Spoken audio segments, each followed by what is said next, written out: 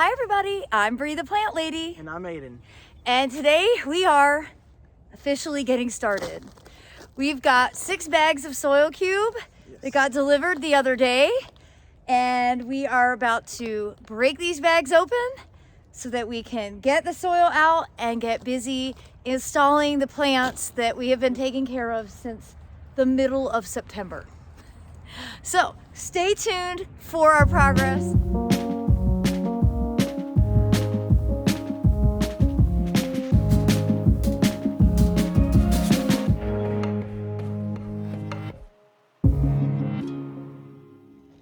All right, so I wanted to show you the 3 different types of soil that we got from Soil Cube. The first, we've already done 1 bag of, is the level mix.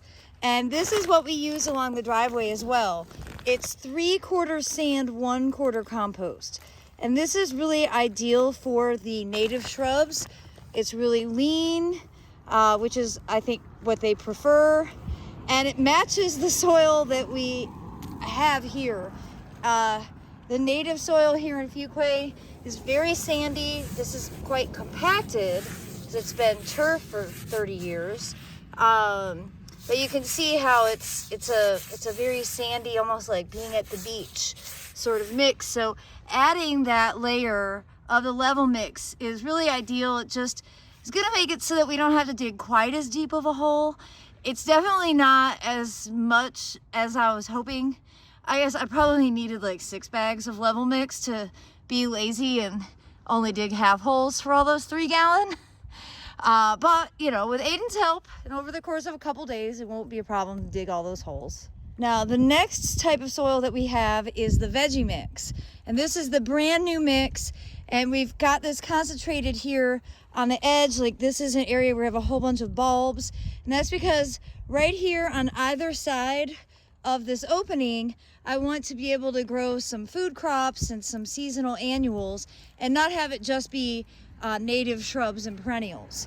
So this mix is obviously much denser.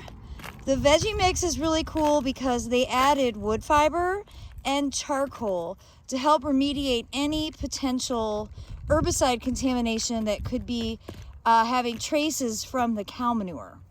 That is an ongoing issue that pretty much every manure-based compost faces.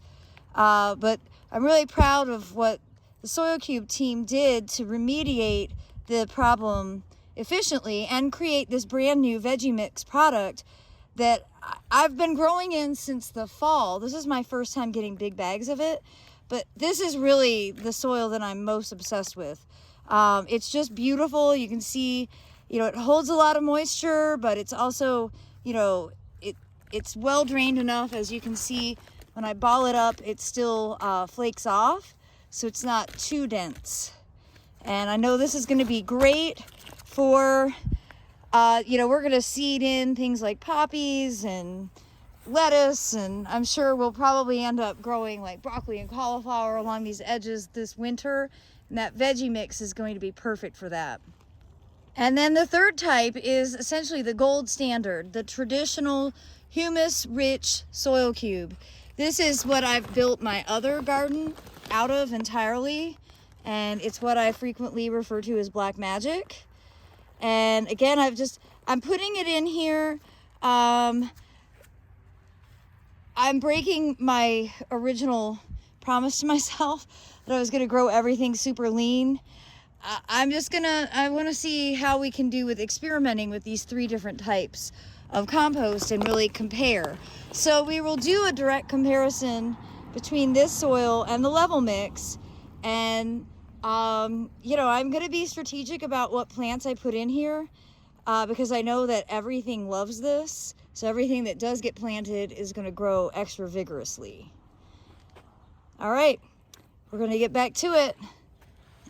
Undo another bag so that this whole week we're gonna work on this every afternoon, and hopefully by the end of the week none of those pots will be there anymore. Everything will be planted.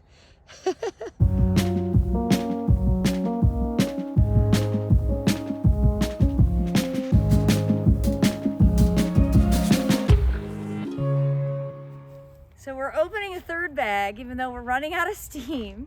But I was like, well, if we have it open, I can always come out tomorrow morning. We've also started moving some plants in, mostly just to get a feel for the space and what we have. It's been so long since I placed the order and the plants arrived that honestly I've pretty well forgotten.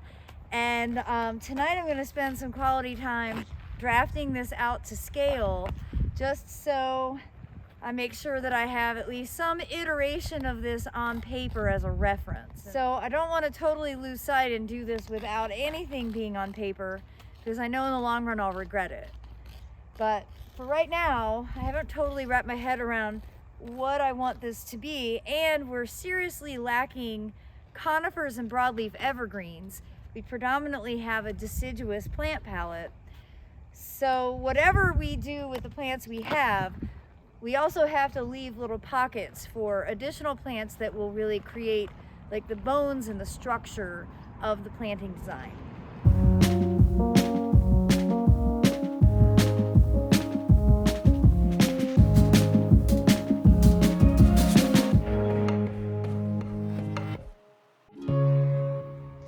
All right, we've gotten 3 bags out, and you can see it's not a significant raising, but it's enough to get us started.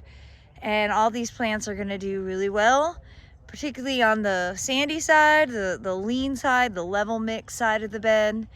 I'm playing with some planting design, but that'll be a separate video. And I'm really excited about how beautiful the veggie mix is. And this is more what I'm used to. So I've got my comfort zone, and then I've got what you're supposed to do. Well, Aiden, we did it. We did it.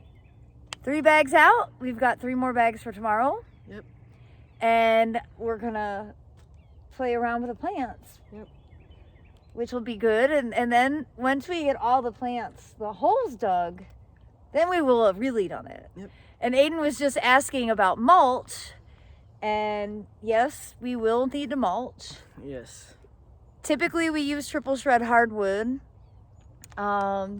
Usually I recommend mulching and then planting, but in this case we're not going to do that because we have so many holes to dig. Yep. That we're going to plant and then we will mulch.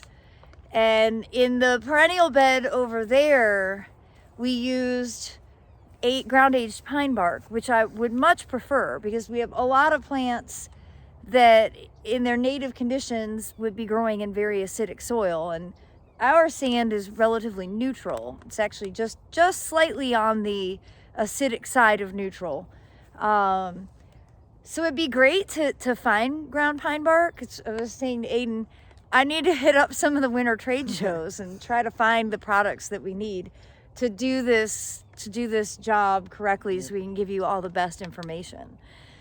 So you'll have to stay tuned, be sure to subscribe, and we'll be back at you tomorrow with another video as we continue to make progress, breaking ground here at the Carolina Garden House native installation. Thanks for watching, everybody.